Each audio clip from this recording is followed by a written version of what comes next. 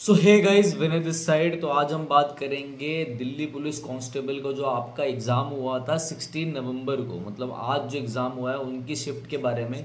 तो देखो, मैं आपको अच्छे से बताता हूँ कि कहाँ कहाँ से क्वेश्चन आ रहे हैं और कैसे आ रहे हैं। चलो पहले स्टार्ट करते हैं मैथ्स से कि मैथ्स के सबसे इम्पॉर्टेंट जो टॉपिक्स हैं वो क्या क्या है। तो मैथ्स में हम करते हैं, देखो नंबर सिस्टम से आपका एक क्वेश्चन आ रहा है, ठीक है। एलसीएम से आपका एक क्वेश्चन आ रहा है, रेशियो एंड प्रोपोर्शन से आपके एक क्वेश्चन है, परसेंटेज से दो क्वेश्चन है, प्रॉफिट लॉस से भी दो क्वेश्चन आ रहे हैं आपके। एक नॉर्मल प्रॉफिट लॉस से आ रहा है, दूसरा आपका आ रहा है डिस्काउंट से। नेक्स्ट है डायमंड वर्क से एक क्वेश्चन है, ट्रेन से आपका एक क्वेश्चन आया है, एवरेज से भी एक क्वेश्चन है, सिंपल इंटरेस्ट से भी एक क्वेश्चन है। मतलब ये टॉपिक आपके लिए बहुत इंपॉर्टेंट है क्योंकि सारी शिफ्ट में से यहाँ से क्वेश्चन आपके पूछे जा रहे हैं, ठीक है।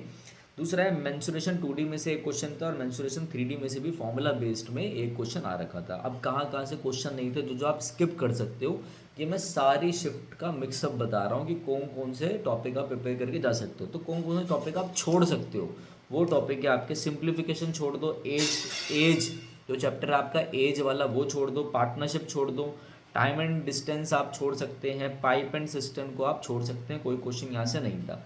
नेक्स्ट हम मूव करते हैं भाई रीजनिंग के ऊपर। रीजनिंग जो आपके टॉपिक है वो बहुत आसान है, ठीक है, तो आप रीजनिंग कर सकते हो, कोई दिक्कत नहीं है। नेक्स्ट मूव ऑन करता हूँ मैं कंप्यूटर में। कंप्यूटर में आपको दो टॉपिक पढ़ के जाने हैं। एक पढ़ के जाना है MS वर्ड। MS वर्ड 365 में से आपके 3 से 4 क्वेश्चन है। दूसरा MS एक्सेल में से आपके 4 से 5 क्वेश्चन है। मतलब अगर आप MS वर्ड और MS एक्सेल दोनों पढ़ के जाओ तो 4 और 5 9 क्वेश्चन आपके यहीं कवर हो जाएंगे। ईमेल से आपका एक क्वेश्चन है, इंटरनेट से आपका एक क्वेश्चन है, शॉर्टकट की से कोई भी क्वेश्चन आपके नहीं आ रहे हैं, ये चीज़ ध्यान रखना, ठीक है। नेक्स्ट आते हैं हम लोग, नेक्स्ट है आपका सबसे मेन जीके। जीके में क्या आ रहा है तो वो देखते हैं। देखो क्या क्या आया जीके में वो मैं बात करता हूँ। बर्नौली थ्योरम, आर्किमिडीज प्रिंसिपल, यहाँ से एक क्वेश्चन था। नबार्ड कब फाउंड हुआ, नबार्ड जो है NABARD was founded in 1982। Mohammad bin Tughlaq से रिलेटेड एक क्वेश्चन आ रखा था। फिर तक्षण मीनिंग क्या होता है, ठीक है। नोग क्रैम कोई डांस है मेघालय का, उस पर क्वेश्चन था। हाफ गर्लफ्रेंड बुक किसने लिखी है, चेतना भगत ने। तो देखो डांस से क्वेश्चन आ रहा है, फोक डांसेस से भी क्वेश्चन है और बुक्स से भी क्वेश्चन है, ठीक है। फिर था गंभीरा थाली जो है कहाँ से रिलेटेड है, तो वेस्ट बंगाल बंगाल था। फिर इंडिया ऑर्केस्ट्रा से रविशंकर, मतलब बेसिकली म्यूजिकल इंस्ट्रूमेंट से भी क्वेश्चन था, ठीक है। कांग्रेस का हेड पूछा गया था आज़ादी के टाइम पे, ऐसा कुछ टाइप का क्वेश्चन था, तो JB कृपलानी उसका आंसर था।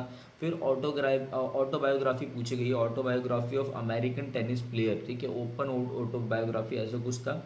कबड्डी मैच में कितने प्लेयर्स होते हैं ऐसा कुछ था, तो 7 से 8 था। ऑप्शनों में 6 दे रखा था तो गलत दे रखा था वहाँ पर। आर्टिकल से आपके दो क्वेश्चन, आर्टिकल 40 विलेज पंचायत से रिलेटेड, आर्टिकल 12 से पूछा गया था क्वेश्चन। नीति आयोग से रिलेटेड क्वेश्चन आ रखा था। फिर आपका मुराद अली से क्वेश्चन था। फिर था हुमायूं का जो मकबरा है वो कहाँ पर है। अहमदाबाद में कोई दर्पण एकेडमी है तो वो किसने फाउंड करी गई, तो वो भैया मलिका साराभाई ने फाउंड करी थी। फिर नोबेल प्राइज से आपका एक क्वेश्चन है। PM किसान योजना से एक क्वेश्चन है। कोयना रिवर से क्वेश्चन है। गोवा का डांस पूछा गया था, ठीक है। तो ये देखो ये सारे क्वेश्चंस मैं आपके लिए लेकर आया हूँ, इतने सारे क्वेश्चंस आ रखे हैं। तो मैं अब मुद्दा बताता हूँ आपको क्या करना है। देखो मुद्दे में आपको डांस करके जाओ, फेस्टिवल करके जाओ, ठीक है, बुक्स एंड ऑथर्स करके जाओ, योजना करके जाओ, नोबेल प्राइज करके जाओ। डांसेस तो मैंने बता ही दिया आपको, ठीक है। थोड़ा सा मीडिवल पढ़ लो, थोड़ा सा मुगल पढ़ लो, हुमायूं और ये मोहम्मद बिन तुगलक वाला पार्ट भी पढ़ लेना। बुक्स एंड ऑथर्स मैंने बता दिया आपको, ठीक है। और म्यूजिकल इंस्ट्रूमेंट भी पढ़ लेना, ठीक है। ये सब इंपॉर्टेंट है, बार बार पूछे जा रहे हैं। ऑटोबायोग्राफीज भी आ रही हैं और आर्टिकल्स इंपॉर्टेंट है, DPSP इंपॉर्टेंट है, और आपका क्या क्या इंपॉर्टेंट है, और आपका इंपॉर्टेंट है जितने भी अमेंडमेंट्स हुए हैं वो सारे, ठीक है। तो ये सारा पूछा गया आपसे, तो ये चीज़ें ध्यान रखना। ऐसी छोटी छोटी इन्फॉर्मेशन के लिए हमारे चैनल विनय कक्षा को सब्सक्राइब करें। और दूसरी चीज़ ध्यान रखना, जितना भी अपडेट होगा कोई से भी एग्ज़ाम हो मैं आपको देता रहूँगा। जो भी आपकी इंग्लिश की क्लासेस चल रही हैं ऑनलाइन यूट्यूब पर, वो जो हम बनाते हैं कि भैया एग्ज़ाम का पूरा एनालिसिस, मतलब इंग्लिश के जो मैं क्वेश्चंस करा रहा हूँ आपके हर शिफ्ट के SSC CGL के, वो कंटिन्यू होती रहेगी, ठीक है।